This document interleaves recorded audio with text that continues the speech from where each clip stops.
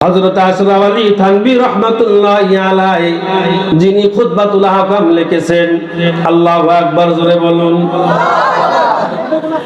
এই উপমহাদেশে প্রতি মসজিদে থানভী রাহমাতুল্লাহি আলাইহির খুতবা পড়ানো হয়। কেউ খুতবাতুল রুহানি পড়ে, কেউ খুতবাতুল ইসলাম পড়ে, কিন্তু এই খুতবাতুল আহকাম যিনি লিখেছেন তিনি হচ্ছে মুজাদ্দাতে মিল্লাত আশরাফ আলী থানভী রাহমাতুল্লাহি আলাইহি। সিল্লিয়া বলেন সুবহানাল্লাহ। প্রেমতে হর চিজ রাদানে কে কিস, প্রেমতে খোদ রানাদানি আহমাকিস, প্রেমতে খোদ রানাদানি আহমাকিস। আল্লাহু আকবার বলেন। আমি একটু একটু করে আগাচ্ছি, বিরক্ত হচ্ছেন না তো? কাল লাগান। এই থানভী রাহমাতুল্লাহি আলাইহির মাদ্রাসা ছিল, যেহেতু মাদ্রাসার বয়ান, মাদ্রাসার মাহফিল, মাদ্রাসা যদি গুরুত্ব ফজিলত যদি না যদি বোঝেন তাহলে ভালোবাসা কেমনে আসবে অন্তরে? কথা বলেন না কেন? ভালোবাসা অন্তরে আছে জন্যই তো নিশিরাতে গান কয়।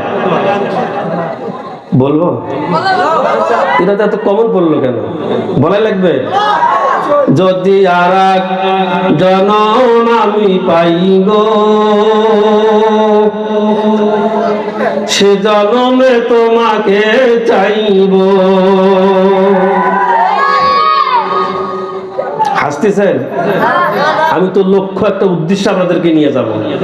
আমি তো গান গাওয়ার জন্য আসি নাই। ওই শুরু হয়ে গেছে জনমে তুমি পায়ে যাচ্ছে, পায়েস কি যখন পায়ে যাচ্ছে, ওটা ওই প্রেমের গ্রুপের লোক, ছাগা খাওয়া। কথা বলেন না কেন? এই তালি দিও না, আমি অন্য হুজুর নই। আমি তো আজকে মাহফিলে আসতাম না শুধু ভাই না বলে। কাল লাগাও। এই বাবা কথা কইও না, আমি অল্প সময় কথা বলে বিদায় নিব। এরা তো যুবক, এই জন্য তো রাগ করলাম। পিছনে যারা মুরব্বী আছেন মন খারাপ করবেন না। তাহলে মোহাব্বত আছে জন্যই এজন্য তুমি হলে না আমার, এই গান কয়। কিন্তু কবরে যেদিন ঢুকবেন সেদিন কতই না আফসোস করবেন, আল্লাহ আরেকবার দুনিয়ায় পাঠাও। এইবার যদি দুনিয়ায় যেতে পারি কোন আলিমান আমি নিজেই আনা ভাবো। আল্লাহু আকবার বলবেন না? এবার যদি দুনিয়া যেতে পারি কোন আলিমান ও মুতাআল্লিমান আমি তালিবুল ইলম হব। তাও যদি না হয় আমি আলেমের ছাত্র হব। তাও যদি না হয় আমি হৃদয় দিয়ে আলেমদেরকে ভালোবাসবো। আল্লাহ পাঠাও। আল্লাহ বলবেন আওয়ালাম নুআম্মিরকুম, না সম্ভব নয়। সম্মানিত ভাইরা আমার, ভালো করে কান লাগান।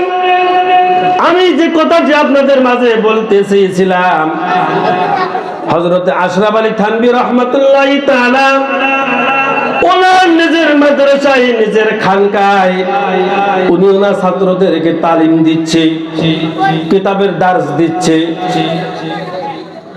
আল্লাহর আলী থানভী রাহমাতুল্লাহি আলাইহি কিতাব পড়া শেষ হয়ে যাবে, সকালবেলার খানা ছাত্ররা মাদ্রাসায় বোর্ডিং এ খাবে। এ মুসলমান, কেন দয়া আসে না, কেন মহব্বত আসে না? ইমাম গাজ্জাল তিনি দিনার কিতাবের মধ্যে বলেন, এই হারাটি মাদ্রাসা থেকে যখন একটা ছাত্র লজিং খেয়ে, জাগির খেয়ে আপনার বাড়ি থেকে লেখাপড়া করে যখন বিদায় নিয়ে যায়, তুমি এই জাগির ছেলেটাকে শুধু কোরআনের হাফেজ মনে করো না, শুধু কোরআনের মেহমান মনে করো না, বরং এই ছাত্রটা তোমার বাড়িতে রহমত দিয়ে গেল এবং সেই রহমত নিয়ে বিদায় নিয়ে চলে গেল। ইমাম গাজ্জাল বলেন ওই হাফেজ ছাত্রটার পুটলা পাটলি তুমি তোমার কাঁধে নাও, তুমি তোমার মাথার মধ্যে নাও, মাথার মধ্যে নিয়ে সিএনজি স্ট্যান্ডে বাস স্ট্যান্ডে গিয়ে তুমি তারে বিদায় করে দিও। যাওয়ার সময় বলে দিও, ও কলেজের টুকরা কোরআনের মেহমান, 2টি বছর তোমাকে আমি খাওয়াইছি, 3টা বছর তোমাকে আমি খাওয়াইছি।